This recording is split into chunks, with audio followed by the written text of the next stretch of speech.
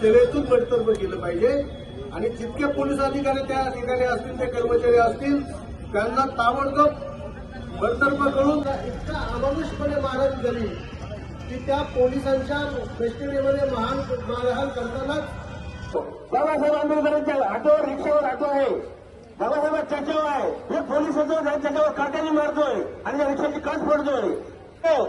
या देशामध्ये पुन्हा मनुवाद वैद्य कानून उभं राहिलेला आहे. जसे शांततापणात आलेलो तशा शांततापणामध्ये आपण आता इथून प्रांत ऑफिसला जायचं आहे.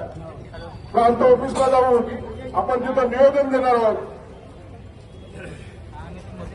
आता अमित शाह बोलतात बाबासाहेब हे काय फॅशन झाले. तुम्ही एक भगवानचं नाव घेतलं तर बोलतो स्वर्ग 7 जन्म स्वर्ग पाहिलं बघितलं असतं.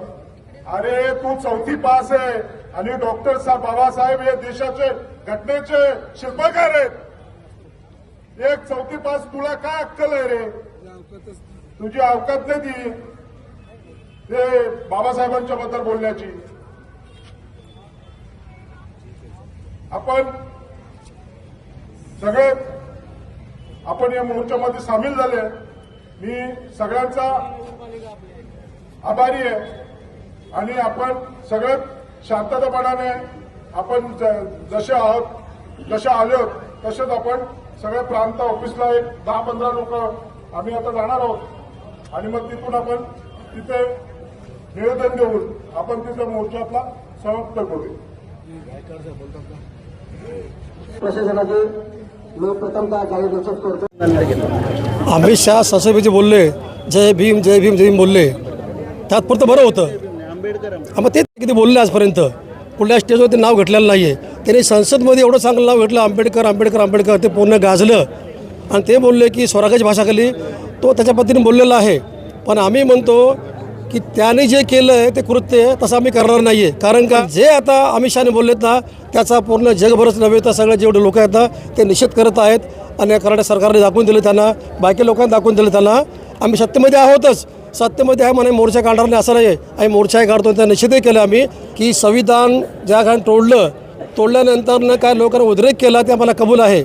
उद्रेक केला तुम्ही आमच्यावरती कायदेशीर कारवाई करा आणि आम्हाला कोर्टात हजर करा, आम्ही जामीन घेऊया. का गुन्हा केला आम्ही? म्हणजे संविधान ज्यांनी तोडलं फक्त त्या ठिकाणी आम्हीच लोक उतरायचे का? म्हणजे बाबासाहेब आमचे, संविधानही आमचा, मग तोडलं म्हणून किती लोक त्यावर सामील झाले? ना BJP सामील झालं नाही, ना काँग्रेस नाही, ना जनता पार्टी नाही, कुठलीच पार्टी नाही, समाजवादी पार्टी नाही, कोण नाही. फक्त आमचे RPSचे लोक आणि आमचे दलित कार्यकर्ते हे उतरले की संविधान का तोडलं म्हणून. संविधान सगळ्या भारताचं आहे, मग प्रत्येक लोकांनी जाऊन ते निषेध करायला पाहिजे होता. असं का केलेलं नाही आहे. तसंच ज्या ठिकाणी पोलिसांनी मारहाण केली, सिस्टम काय असते, पोरांनी दंगल केली तर आपण CCTV कॅमेरे घेतो, चौकशी करतो, त्याला अटक करतो. कोम्बिंग ऑपरेशन करायला गरज काय? या ठिकाणी छत्तीसगडला आहे का नक्षलवादी नाही त्या ठिकाणी कोम्बिंग ऑपरेशन करणं, घरात घुसून बायांना मारणं, पोरांना मारणं, इतकं मारलं की तो मेलाच पाहिजे. किती खतरनाक आहे हे बरोबर नाही सगळं. हे पहिले तेच म्हटलं आम्ही सत्तेमध्ये असलो, आम्ही गांडूने बोललो, आम्ही त्याला दाखवून देऊ सत्तेमध्ये काय ते. आम्ही सत्तेमध्ये आहो म्हणून मोर्चा काढत असं नाही आहे. मोर्चा का काढला आम्ही सत्य असूनमध्ये? आम्ही आम्हाला वाटलं सत्तेमध्ये आहे मोर्चा काढू नाही, काढलं नसतं आम्ही. पण आम्हाला माहीत आहे की आम्ही मोर्चा काढू शकतो कुठलाही. आणि मागणी आमची अशी आहे की ज्या अधिकाऱ्यांनी मारहाण केली आहे त्यांच्या CBIवर चौकशी करा, त्यांना डिस्चार्ज करा. म्हणजे सस्पेंड आहे, डिस्चार्ज म्हणजे त्यांना खाते काढून टाका आणि काढून त्यांना त्यांच्या कारवाई करा. 302 आणि दंगल घडवलं का की त्या ठिकाणी आमच्या लोकांनी कम तोडफोड केली पण पोलिसांनी जास्त तोडफोड केली आहे. पण चौकशी करून त्या पोलिसांवर त्या पोलीस लोकांना सुद्धा दंगलीचा गुन्हा दाखल करण्यात यावा, जमाबंदी करण्यात यावा अशी माझी मागणी आहे.